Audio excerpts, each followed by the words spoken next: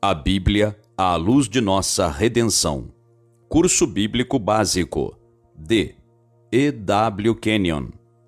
Lição número 19. A vida do encarnado. A plenitude dos tempos. Em nossa última lição, estudamos a necessidade do homem por uma encarnação e a promessa que Deus Pai deu com respeito à vinda do encarnado. Gálatas capítulo 4, versículo 4, mostra que, quando a plenitude do tempo veio, Deus enviou seu Filho na encarnação.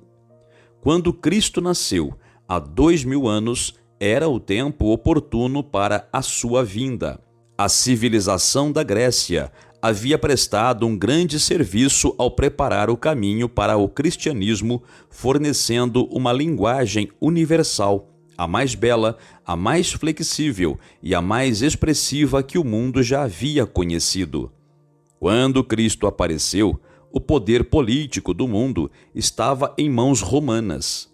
Roma havia conquistado e unido sob um só governo toda aquela parte do mundo à margem do Mediterrâneo. Nunca a paz havia prevalecido de modo tão generalizado, nunca a vida e a propriedade estiveram tão seguras, nunca as viagens haviam sido tão fáceis. Os romanos foram grandes construtores de estradas.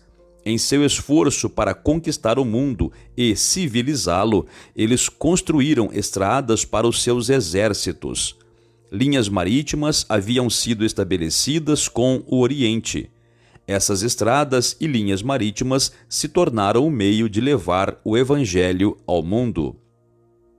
O clamor universal por uma encarnação. Vemos nisto que Deus, em sua providência, proporcionou essas condições para que as boas novas da redenção pudessem ser rapidamente anunciadas ao mundo. Por outro lado, o mais deplorável quadro de depravação moral em toda a história é apresentado pelo mundo romano na época em que Cristo nasceu.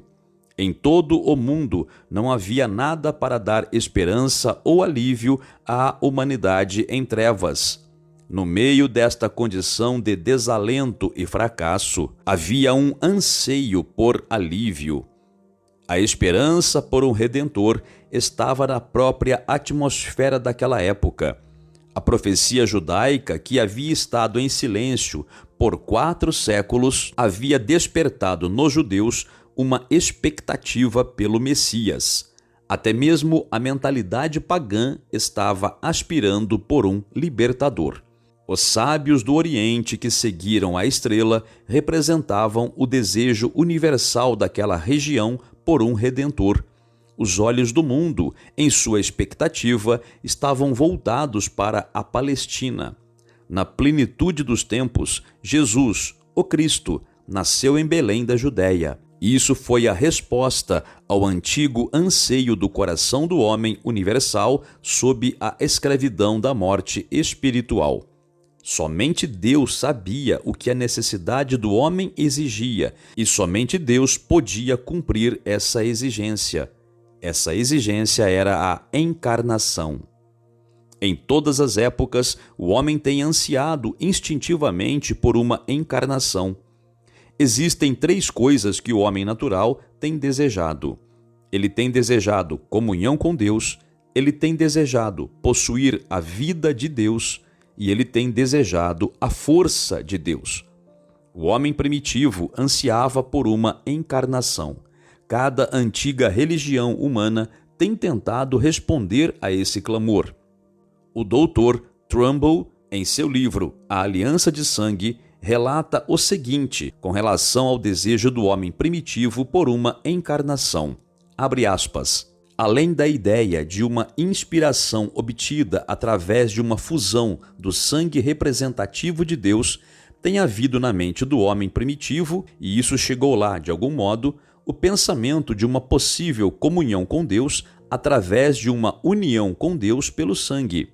Deus é vida. Toda vida é de Deus e pertence a Deus. O sangue é vida. O sangue, portanto, como vida, pode ser um meio de união do homem com Deus. Assim como a mais íntima e mais sagrada das alianças entre homem e homem, na realidade, uma absoluta fusão de duas naturezas humanas em uma é uma possibilidade através do interfluxo de sangue comum, também a mais íntima e mais sagrada das alianças entre o homem e Deus, ou seja, a união da natureza humana com a divina, tem sido considerada uma possibilidade através da oferta e aceitação de uma vida comum, como ocorre em uma mistura de sangue. O homem tem considerado o sangue, seja o seu próprio ou de um substituto, um meio de união com Deus ou com os deuses. O homem tem considerado que o derramamento de sangue para Deus é um ato de gratidão ou afeição, uma prova de amor e confiança, um meio de união com Deus. Esta parece ter sido a ideia primitiva e universal da raça humana, e uma prova da confiança do homem no fato consumado de sua união com Deus ou com os deuses pelo sangue tem sido a prática, também universal, da união do homem com Deus ou deuses, de comer do corpo da oferta sacrificada, cujo sangue é o meio da união divino-humana. Fecha aspas. Todos os povos primitivos têm bebido o sangue das vítimas de sacrifício, buscando unidade com Deus. Os deuses gregos e romanos eram encarnações. Seus deuses eram imortais, seres humanos superiores. Muitas vezes, os reis de antigas civilizações eram reputados como descendentes dos deuses e eles eram adorados como encarnações. O anseio atual por uma encarnação. Hoje, o homem ainda anseia por uma encarnação. A educação não tem eliminado este anseio do espírito do homem. Toda religião humana moderna tenta satisfazer a este anseio. Hoje, homens que afirmam ser encarnações têm muitos seguidores. Não são somente os ignorantes que procuram por uma encarnação, mas também as pessoas instruídas. Certos cultos modernos que ensinam que o homem é divino e que Deus, por natureza, habita no homem e está na expectativa de que o homem reconheça esse fato, recebem muitos seguidores das classes mais intelectuais e instruídas. Vemos que, desde que o homem morreu espiritualmente até o dia de hoje, ele tem desejado pela união com a divindade por um homem-Deus. Deus manifestado em carne. Quão desesperadamente o homem precisava de uma encarnação. Quão difíceis e longos foram os anos de separação entre o homem e Deus. O homem, nascido em um mundo governado por Satanás, por natureza, não conheceu o seu Criador. Os filósofos têm procurado em vão conhecer a natureza de Deus.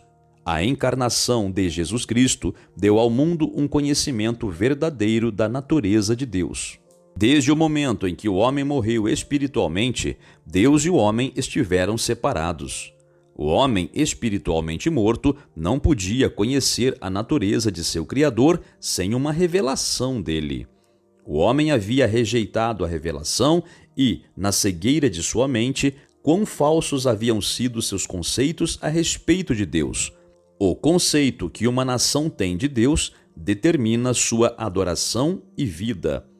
Quando olhamos para a ignorância e enorme miséria das nações pagãs, percebemos que isto é devido à sua concepção obscurecida de Deus.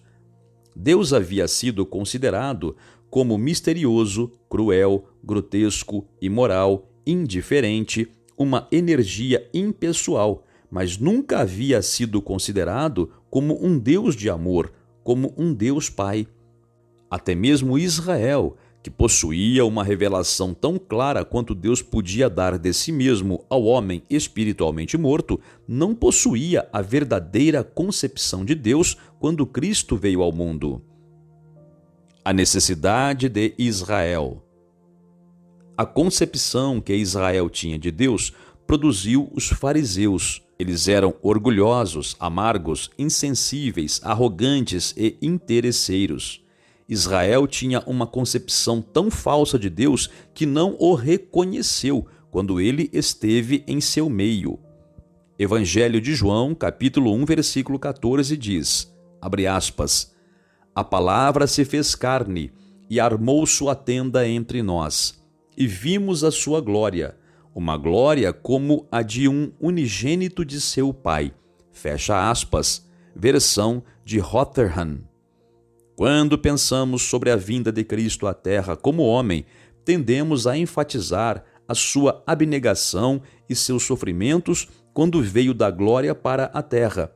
Contudo, conforme o conhecemos melhor, Cristo, que tanto amou e desejou ter comunhão com o homem, cremos que foi motivo de alegria para ele habitar na terra, entre os homens, para que pudesse dar uma concepção verdadeira de Deus ao homem alienado e que nunca conheceu seu Criador. Quão claramente Cristo esteve ciente e compreendeu esta fase de sua missão. João disse a respeito dele, abre aspas, ninguém jamais viu a Deus. O Deus unigênito, que está no seio do Pai, é quem o revelou. Fecha aspas. Veja Evangelho de João, capítulo 1, versículo 18. Quão diferente foi a vida de Cristo das vidas dos maiores filósofos e mestres religiosos que o precederam. Eles haviam vindo como pessoas que buscavam a verdade. Cristo veio como a revelação da verdade. Veja Evangelho de João, capítulo 14, versículo 6. Cristo revelou o Criador como um Deus de amor, um Deus santo, do qual podia aproximar. João Batista, que havia sido tão severo com os outros, na presença deste homem, se prostrou dizendo, abre aspas, eu é que preciso ser batizado por ti. Fecha aspas. Veja Mateus, capítulo 3, versículo 14.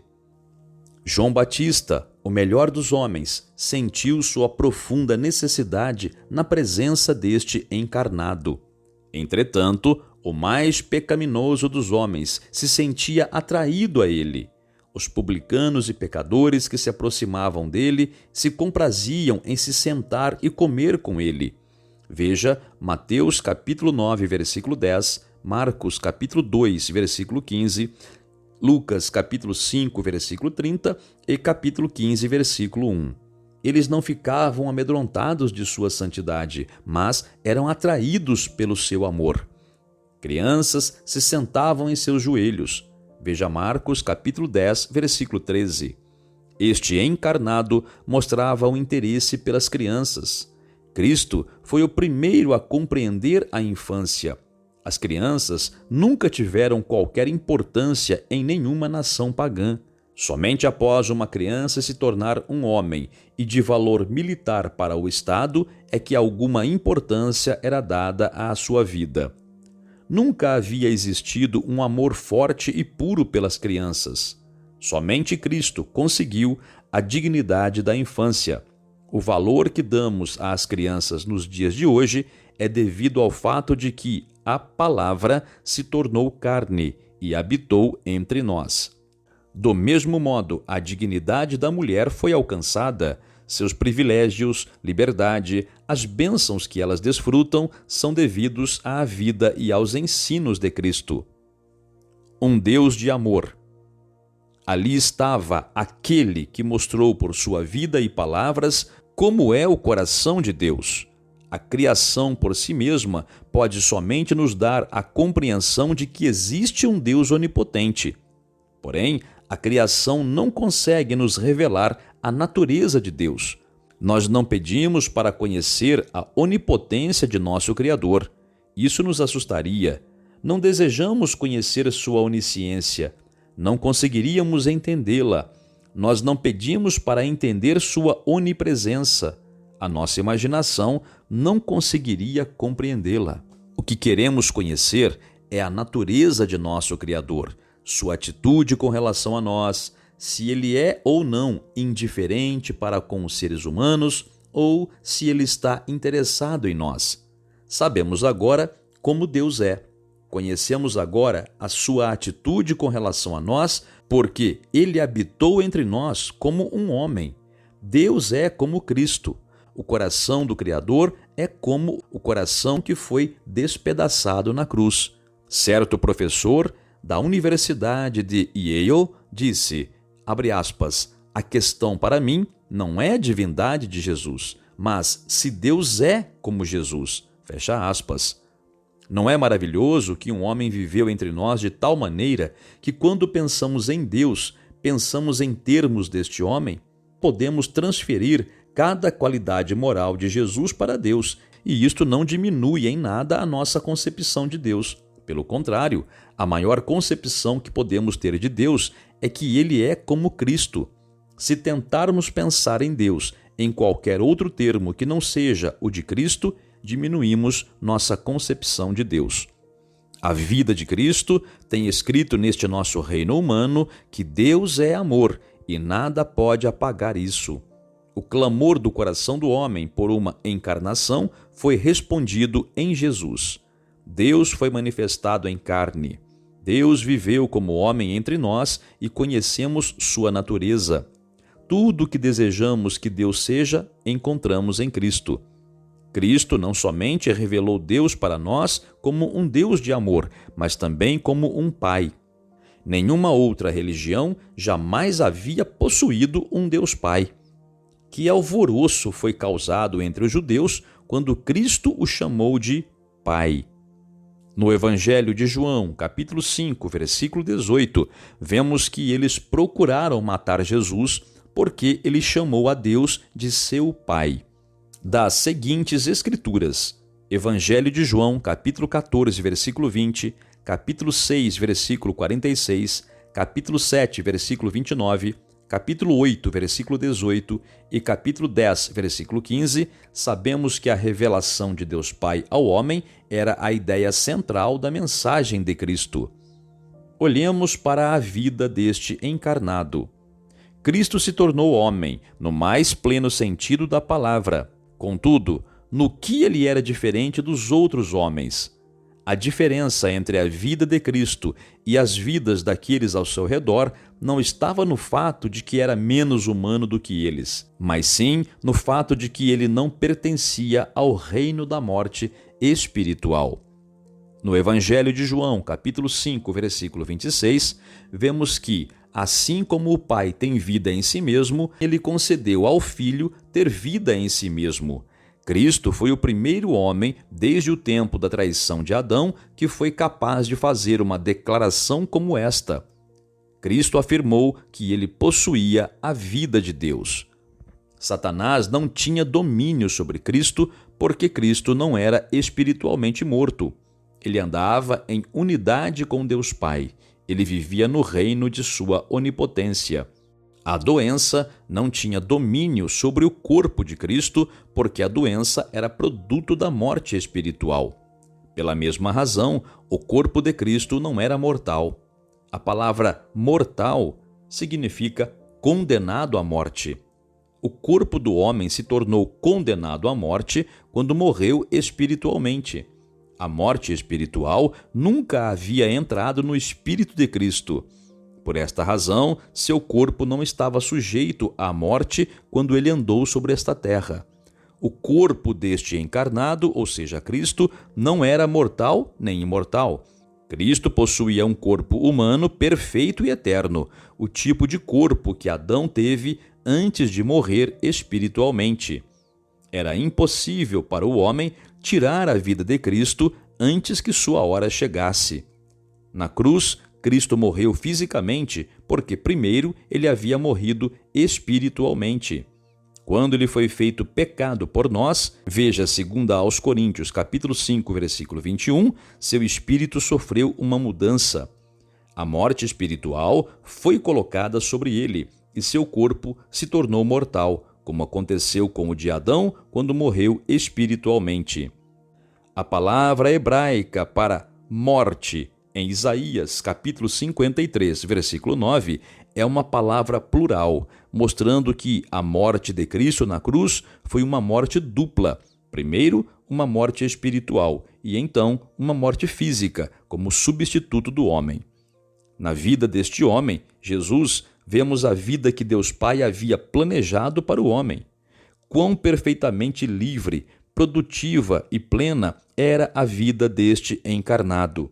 Como homem, este encarnado, ou seja, Cristo, andou nesta terra livre do domínio de Satanás. Porque Cristo era uma encarnação, ele possuía a capacidade de viver com os homens e, como homem, revelar a eles o seu Criador e também livrá-los da escravidão de Satanás. Questionário 1. Explique Gálatas, capítulo 4, versículo 4. 2. Como a história mostra que os homens da antiguidade ansiavam por uma encarnação. 3. O homem ainda hoje procura por uma encarnação? 4. Por que o homem não tinha uma concepção verdadeira de Deus? 5. Explique Evangelho de João, capítulo 1, versículo 18. 6. Que efeito a vida de Cristo teve sobre as crianças e as mulheres do mundo? 7. Como sabemos que Deus é amor? 8. Como Cristo revelou a Deus como sendo um Deus Pai? 9. Por que a doença e a morte não tinham poder sobre o corpo de Jesus? 10. Por que Cristo, como homem, era independente de Satanás?